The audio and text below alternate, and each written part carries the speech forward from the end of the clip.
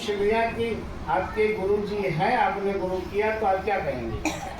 क्या हमने गुरु किया? हमारे गुरु जी अयोध्या फैजाबाद में रहते, उदासीन संप्रदाय के हैं हम।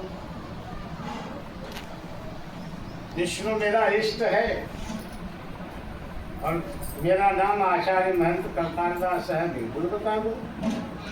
लेकिन अगर वो पूछ भी लिया, आपने बता भी दिया और उसने पूछ लिया कि गुरु मानी होता क्या है, गुरु मानी क्या होता है, गुरु शब्द का अर्थ क्या है, बड़ा मोस्ट इम्पोर्टेंट क्वेश्चन है। तो आपको बताना पड़ेगा ये, नहीं तो फिर हमारी बेइज्जती हो जाएगी।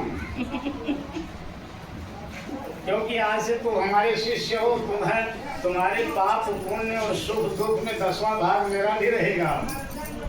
जितना पुण्य करोगे और जितना पाप करोगे, ध्यान दो मेरे तरफ।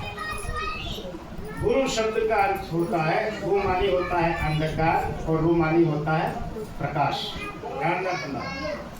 ग्री निग्रणे ज्ञानी धातु से गुरु शब्द व्याकरण में बनता है। ग्री निग्रणे विद ज्ञाने, ज्ञान शब्द से ग्री शब्द बनता है, ग्री से गुरु शब्द बनता है। इसलिए गुरु का अर्थ होता है ज्ञान प्रदान करने वाला। गुरु का क्या अर्थ हुआ?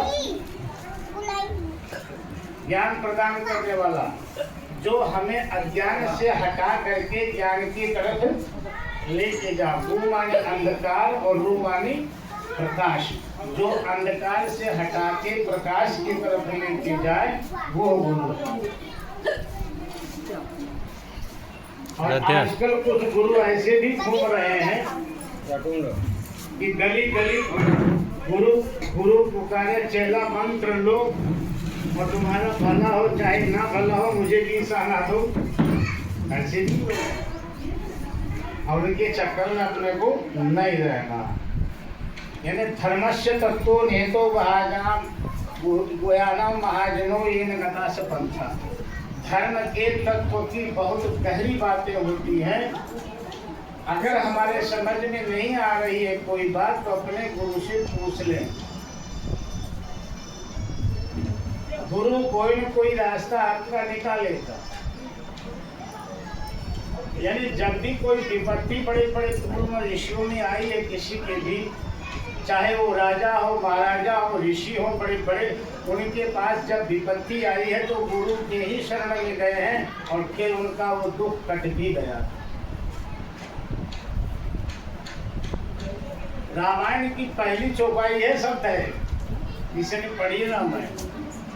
पहली चौपाई है बंधो गुरु पद पदम परागा, सुरुचि सुबास सरस अनुरागा। पहली चौपाई रामायण की है। और आगे चल के तो बहुत बड़ा वर्णन है। गुरु वशिष्ठ कुल पूज्य हमारे, इनकी कृपा दरुज धन हमारे। इतना बड़ा गुरु का विस्तार किया उन्होंने। तो गु शब्द कह देने से अज्ञान का विनाश होता है, रूप प्रकाश करता है। गुरु माने जो अज्ञान से हटा करके प्रकाश की तरफ, संसार में हम रहें, हमारी वंश वृद्धि भी हो, हमारी वंश परंपरा भी चले, लेकिन गुरु के सानिध्य में बैठने से वो मुक्ति भी मिले, जिससे कि बार बार हमको जन्म लेना न पड़े। यानी माँ के गर्भ में जीव को 9 महीने बड़ा कष्ट होता है। पुनरपि जननम पुनरपि मरणम पुनरपि जननी जठरे शयनम, ये संसारे खल दुस्तारे नई नई रक्षत दुखी करणे, भज गोविंदम गोविंदम भज मूलमते। गुरु वो शब्द है जो पूरे विश्व में छाया हुआ है, चाहे वो किसी भी कास्ट का हो, किसी धर्म का हो, किसी संप्रदाय का हो, लेकिन कोई न कोई वो गुरु के सानिध्य में है जरूर। कोई मथुरा से गुरु मंत्र लेता है, कोई धागा वाला है। हमारे यहाँ कई पद्धति है, कोई धागा बांधता है, कोई मस्तक रेखा, कोई हस्त रेखा, कोई कान फूंकता है, कोई कैसे भी करता है। लेकिन मैं सबके सामने देता हूँ, कान ठोक देते हैं और उसमें कहेंगे कि किसी को बताना मत। ऐसा ज्ञान किस काम का जो किसी की काम ना हो। मैं डंडे की चोट पर सबके सामने बोलता हूँ। यानी कहते पवित्र सुनते पवित्र, यानी किसी के कान में कोई भला शब्द पड़ जाए और उसका जीवन सुधर जाए तो कहने वाले और सुनने वाले दोनों का भला होगा। नारायण, इसलिए हमें गुरु की जरूरत है। नारायण, गुरु हमें सिखाता है कि मात्र देवो भव, पितृ देवो भव, आचार्य देवो भव, अतिथि देवो भव। जो छोटे छोटे बच्चे घूम रहे हैं ना, इन बच्चों को छात्र में बैठाना चाहिए, क्योंकि इनके लिए भी एक प्रेरणा है। ये हमारे बच्चों को डिसिप्लिन नहीं सिखाया जाता बचपन में, इसीलिए बड़े होकर के वो माता पिता की बात को नहीं मानते। और गुरुओं की सानिध्य में जो माता पिता रहते हैं तो वो अपने बच्चों को भी वही बात सिखाएंगे कि बेटा मातृ देवो भव, पितृ देवो भव, आचार्य देवो भव, अतिथि देवो भव।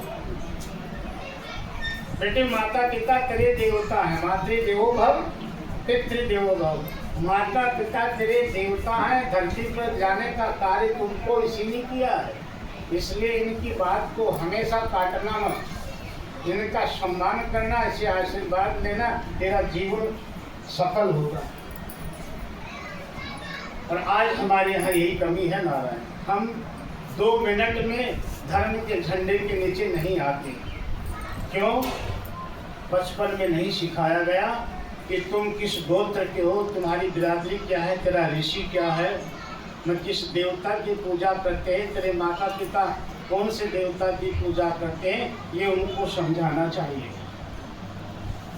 और यही सबसे बड़ी हमारी कमजोरी है कि हम एक साथ इकट्ठे नहीं हो पाते। और गुरुओं के सानिध्य में बैठ करके जीव जब प्रार्थना करता है या उसके मंत्र का जप करता है तो उन बच्चों के भी संस्कार बनेंगे। माता पिता भोजन करते हैं, आटा सानते हैं, भोजन बनाते हैं, सब्जियां बनिया करते हैं, उसमें यदि भी गुरु का नाम लिया या परमात्मा का नाम ले रहे हो तो हमारे शरीर से टच होकर के वो सामान जा रहा है। जो बच्चे खाएंगे उनकी बुद्धि निर्मल होगी। जैसा खाओगे अन्न वैसा ही होगा मन। इसलिए हमें गुरुओं की सबसे बड़ी उपाधि है ये। जैसे महापुरुष कथा में कहते हैं कि एक घड़ी आधी घड़ी आधी में पुण्य आज, तुलसी संगत साधु की कटे कोट अपराध। यानी लव निवेश मां भवन निकाया, समझ गए ना। सुंदरकांड में एक दोहा आया है कि तात स्वर्ग अपवर्ग सुख, धैर्य तुला एक अंग तुगलन ताहि सकल मिल जो सुख लव। यानी वहां पर कह रहे हैं कि स्वर्ग और अपवर्ग, स्वर्ग कहते हैं, आज कोई नहीं जानता होगा, सुंदरकांड पढ़ते सब हैं, समझे ना। यानी बहुत अच्छा अर्थ उसका है। यानी तात, तात शब्द वहां संबोधन है। यानी जिस राक्षसी को भगवान ने मुष्टिका, एक महाकवि, बड़ी जोर से मुक्का मारा, गिर पड़ी, मरी नहीं, वो फिर जिंदी हो गई। ये उस राक्षसी ने ये बात कही है कि तात स्वर्ग अपवर्ग सुख। हे तात, हे हनुमान, मैं तेरे से प्रेरणा दे रहे हूँ कि एक घड़ी आधी घड़ी, यानी स्वर्ग और अपवर्ग के सुख को भी नघा देने वाला, यानी तोलन ताय सकल मिल जो सुख लव। यानी लव कहते हैं आंख की पलक गिरती है और उठती है, इतने समय को लव कहते हैं। इतनी देर का किया हुआ सत्संग जीवन को सुधार देगा। नारायण, इसलिए हमें गुरुओं की सानिध्य में बैठ करके और उसके द्वारा दिए हुए शब्द का हमें जप करना चाहिए। जपा प्रसिद्धि हमारे शब्द में आया है, गुरु प्रसाद जब। अभी मैंने बोला गुरु प्रसाद जब, ये गुरु का प्रसाद है। सोते उठते बैठते खूब जप किया करो नारायण, समझ गए ना। जप करने से जीव के पाप हिल जाते हैं 2 मिनट में। और परमात्मा के नाम का स्वभाव है कि वो पापों को जला करके राख करेगा।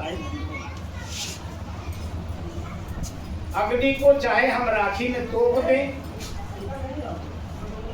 और पूरी राख ऊपर लगा दे आग करके, और भूल से हमारा पैर उस राखी पर जब पड़ेगा तब भी उसका स्वभाव वो क्या करेगी, जलाएगी।